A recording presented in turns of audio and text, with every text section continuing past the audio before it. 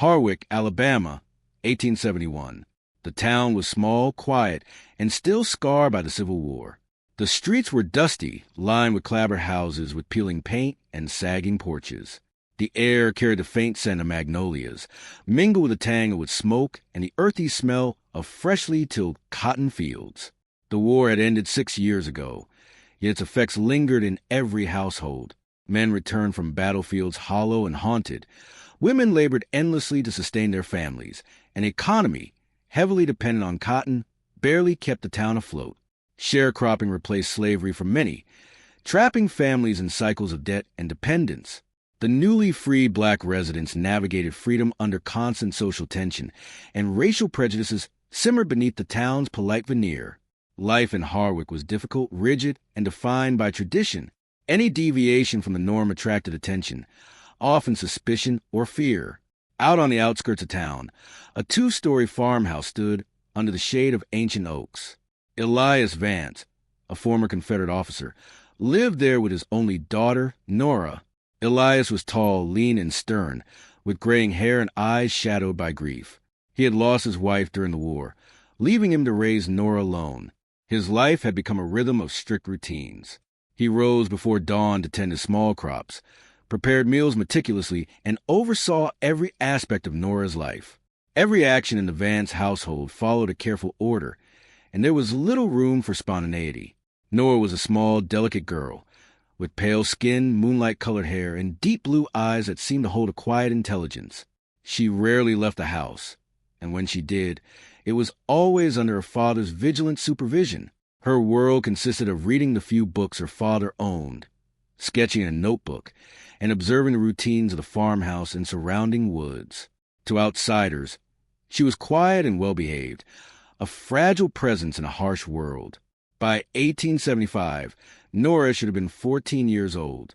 Adolescence, with its changes in body, voice, and demeanor, should have been apparent, yet Nora remained exactly as she had been 4 years earlier.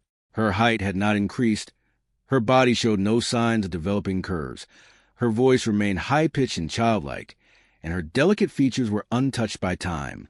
The difference was subtle at first, but gradually it became undeniable. Mabel Pute, a sharp-eyed woman who ran errands for the town and paid attention to every detail, noticed something strange while visiting the general store. Her daughter, Sarah, had begun to grow, her voice changing, her features developing, yet Nora looked identical to the last time she had been seen. "She hasn't changed," Mabel whispered to a friend. Others began noticing, too, and rumors began to spread quietly through town. Some saw Nora as a miracle, a blessing frozen in time. Others feared something unnatural. Whispers traveled from porch to porch, from church pews to market stalls. Even the First Baptist Church, a central gathering place in Harwick, could not escape the stir caused by Nora. Reverend Tate, a man acutely aware of his congregation's moral and spiritual pulse, noticed a subtle fear growing among his parishioners. His sermons became darker, more cautionary. He spoke of God's natural order, of the dangers of disturbing it, and of occurrences that defied understanding. Though he never named Nora directly, it was clear to the congregation who he referred to. The quiet girl from the Vance home had become a symbol, a question, and a source of collective unease. Concerned about the growing rumors, Elias took Nora to Dr. Ambrose Holt, the town physician. Dr. Holt, trained in Philadelphia, was a man of science, methodical and precise. He relied on observation and empirical evidence, and he approached every case with careful logic. When Elias explained Nora's situation, Holt listened without judgment, though curiosity piqued immediately. He conducted a thorough examination, measuring her height and weight, checking her bones, skin, teeth, and overall development. His findings confirmed what Elias had feared. Nora had not grown as she should have. She had no signs of puberty, no bodily changes, no growth spurts. Physically, she resembled a child of 10 or 11. Chronologically, she was 14. Holt recorded everything meticulously in his journal. He reviewed each detail again and again, searching for anything he may have missed. Nothing explained Nora's condition. There were no illnesses, no nutritional deficiencies, no injuries. She was healthy in every sense of the word. Yet, She remained untouched by time, frozen in a state that defied every known law of human development. The townspeople quickly noticed the examinations and Holt's presence at the Vance home. Their curiosity grew into unease. Mothers warned their children to avoid Nora, and townsfolk would steal glances as she walked through the market or past the church. Her stillness and delicate presence made people uncomfortable. They began to whisper about curses, witchcraft, or divine intervention. The line between fear and fascination blurred, and the girl who never aged became the focus of the entire town's attention. Nora herself remained largely unaware of the attention she was drawing. She spent her days reading, drawing, and observing the natural world around her. Her father, protective and disciplined, ensured that she lived in a safe and healthy environment. Yet, every whispered comment, every hushed observation in the town, added to the growing legend of the unaging girl. She was no longer simply a child. She was a living mystery. Even Reverend Tate's sermons reflected the anxiety the town felt. He spoke of the natural order of life, of the passage of time, and of strange events that could signal divine warnings or blessings. Parishioners sat in the pews, glancing toward the Vance household, trying to reconcile what they believed about gods with what they had seen in Nora. Superstitions grew alongside speculation, leaving the community unsettled, and some feared the presence of something beyond human understanding. By the end of 1875, Nora Vance's story had become more than a family matter. It had grown into a town legend. Children avoided her, adults watched her, and whispers filled the air whenever she appeared. Science could not explain her condition. Religion offered warnings, and superstition provided no comfort. The girl who had not aged was a symbol, a question, and a shadow over the entire town of Harwick. Her mystery was now part of the fabric of the community, and would remain an enigma that no one, not even the most logical mind, could fully understand. By the spring of 1876, the quiet unease in Harwick had grown into something more tangible.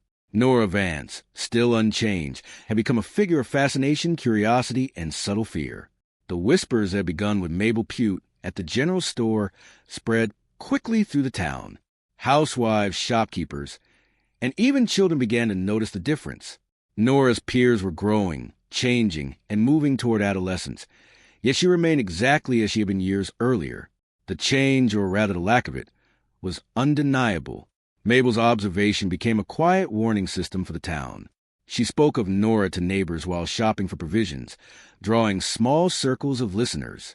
"She hasn't grown a bit," she said again and again, her tone low, urgent, as though the words themselves were dangerous to speak too loudly.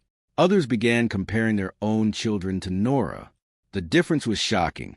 Girls of the same age had begun to develop the soft curves, the high voices, the confidence that comes with adolescence. Nora showed none of it. She remained small, pale, and ethereal. Dr. Ambrose Holt, the town physician, had become aware of the growing rumors. His first examination, performed months earlier, had left him unsettled. Now, with Nora still unchanged, he could not dismiss the case as coincidence or exaggeration. He invited Elias to bring her for another thorough examination, determined to confirm his observations and seek any possible explanation. The Vance farmhouse, usually quiet, became a place of anticipation. Elias, ever protective, agreed to the visit, his expression unreadable, his posture as rigid as always. Nora, small and still delicate, walked beside him, her blue eyes wide but calm, as though she understood the attention she drew. Dr. Holt's office was modest but meticulously kept. Instruments gleamed under the afternoon light. Vials of tinctures lined the shelves, and a small microscope sat ready on the desk. He measured her height, noting it was consistent with a girl of 10 or 11. He weighed her carefully. Her skeletal structure, her fine wrists and ankles, showed no evidence of growth spurts. He checked her teeth and noted the absence of any adolescent changes. Holt then examined her more intimately, observing the complete lack of secondary sexual characteristics. Her voice remained high and childlike when she answered his questions. He asked about her health, her diet, her daily routines. Elias responded with meticulous care, describing her life with precision: balanced meals, regular sleep, no illness, a quiet, unobtrusive existence. Holt's journal entries grew longer, his handwriting neat but tense. He had never seen anything like this. Medical textbooks offered no answers.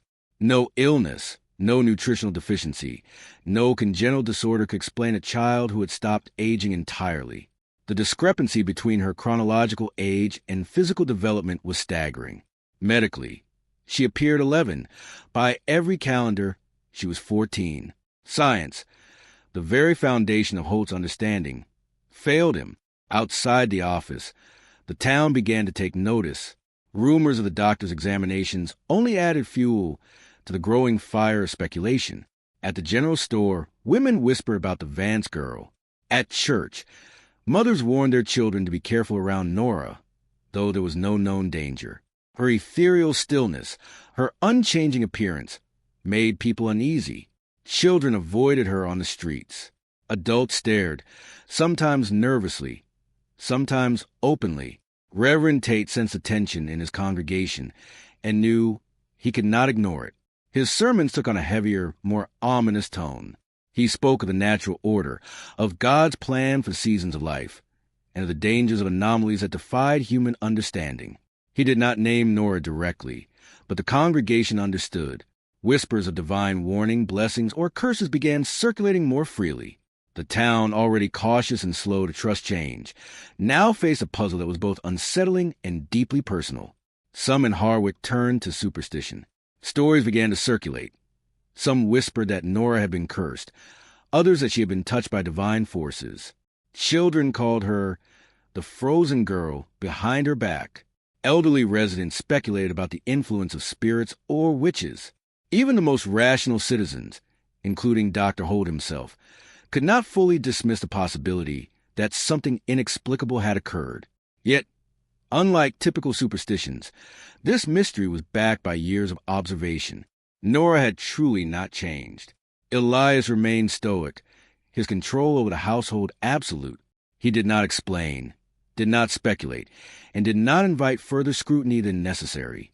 Nora continued her quiet routines, reading, sketching, observing, but her presence alone had become a disruption in the town's life. People felt it even when she was out of sight, the weight of a question that had no answer. The invisible ripple of her anomaly reached every corner of Harwick. Dr. Holt conducted repeated examinations, each time confirming the previous results. He noted her health was excellent. She experienced no fatigue, no chronic illness, no developmental delays. Yet her body did not progress. Holt consulted colleagues through letters, asking questions that could not be answered with the knowledge available. His colleagues responded with polite confusion or skepticism. No one could provide a solution. Nora Vance remained a biological anomaly, a challenge to everything they knew about human growth. The social impact of Nora's anomaly was profound. Families whispered about the dangers of associating with her. Some parents forbade their children to speak to her. The Vance home, once merely distant, became almost taboo.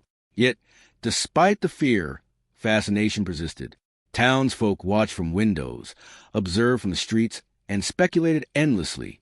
Nora became more than a girl. She became an idea, a living question that defied comprehension. By the summer of 1876, Nora Vance was no longer just a local curiosity. She had become a story told in whispers, a topic of speculation, and an emblem of the unexplainable. Everyone in Harwick, from the youngest child to the eldest elder, had an opinion, a theory, or a fear about the girl who never aged. And while the town wrestled with the mystery, Nora remained unchanged, silent, and unknowable, continuing to live her quiet, controlled life under her father's careful watch. Science had observed, religion had warned, and superstition had whispered. Yet nothing could touch the reality of Nora Vance, a child who defied time itself. She was in the truest sense a living paradox, and the shadow of her mystery stretched long and dark over the small Alabama town. As the years passed, the story of Nora Vance became embedded in the collective consciousness of Harwick, Alabama. By 1878, she was a figure of both intrigue and unease. Children whispered about her in schoolyards, mothers warned their daughters to tread carefully, and even the men of the town found themselves curious, albeit cautious. The girl who had not aged since she was 10 or 11 remained the same delicate, pale and ethereal presence, untouched by time while the world around her continued its relentless march. Where every other child blossomed, Nora stood frozen, a living contradiction. The local gossip, which had begun as quiet murmurs in the general store, had evolved into full-blown speculation. Nora was discussed in hushed tones in kitchens, along dirt paths, and in the pews of the First Baptist Church. Some townsfolk suggested she was blessed, chosen by God to remain eternally innocent. Others feared something darker, whispering of curses, witchcraft, or unnatural meddling beyond human comprehension. The line between awe and fear blurred as each new day confirmed the impossibility of her existence. Her unchanging appearance, her silent demeanor, and her near-constant presence at the edge of town life created an invisible tension that pulsed through Harwick. Dr. Ambrose Holt continued his medical examinations, growing increasingly perplexed. He noted that Nora's body showed no signs of illness, malnutrition, or developmental disorder. Her cognitive abilities, however, were sharp and mature, far beyond what one would expect from her appearance. She read fluently, sketched with precision, and displayed a calm, almost eerie awareness of her surroundings. Holt meticulously documented each visit in his journal, filling page after page with measurements, observations, and painstakingly detailed notes. Yet, each entry led to the same conclusion. Nora Vance was a medical impossibility. As months turned to years, Harwick adjusted to her presence. People gave space to the anomaly, though it never faded from conversation. Children grew around her, changing and maturing, their voices deepening, their bodies developing, while she remained a constant. Her stillness became part of the town's rhythm, as if she were a fixture of the landscape itself, like the gnarled oak trees shading the Vance farmhouse or the cracked dirt roads winding through the countryside. Yet the fascination never waned. Outsiders occasionally came to Harwick, drawn by rumors of the girl who did not age, and returned with stories of a silent, small figure whose piercing blue eyes seemed to observe more than she let on. Reverend Tate's sermons continued to reflect the growing tension. He spoke of God's natural order of life, death, and the seasons of human growth. His words carried warnings about the dangers of disturbing divine design, leaving his congregation to speculate endlessly. Many began to interpret Nora's anomaly as a sign, a test, a blessing, or a curse. Superstition intertwined with fact, religion merged with observation, and the girl herself remained silent and unchanged, a mirror reflecting the fears and fascinations of the town around her. Even Elias Vance, strict and stoic as ever, could not entirely shield Nora from the outside world. He maintained the routines that had always governed her life, keeping her safe, fed, and educated. But he too grew quiet, less certain, carrying the weight of a secret he could neither explain nor resolve. He observed his daughter's calm demeanor, her unnerving intelligence, and the way she seemed to sense the whispers and stares around her. He feared what might happen if others fully understood her condition. The Vance farmhouse became both sanctuary and prison, a home governed by love, discipline, and profound fear of exposure. Speculation among the townspeople grew more elaborate. Some suggested that Nora was immortal, trapped in a child's body by forces beyond comprehension. Others whispered of ancient curses tied to the land, claiming her anomaly was punishment for some unseen sin or a mark of divine favor. A few brave souls proposed scientific explanations.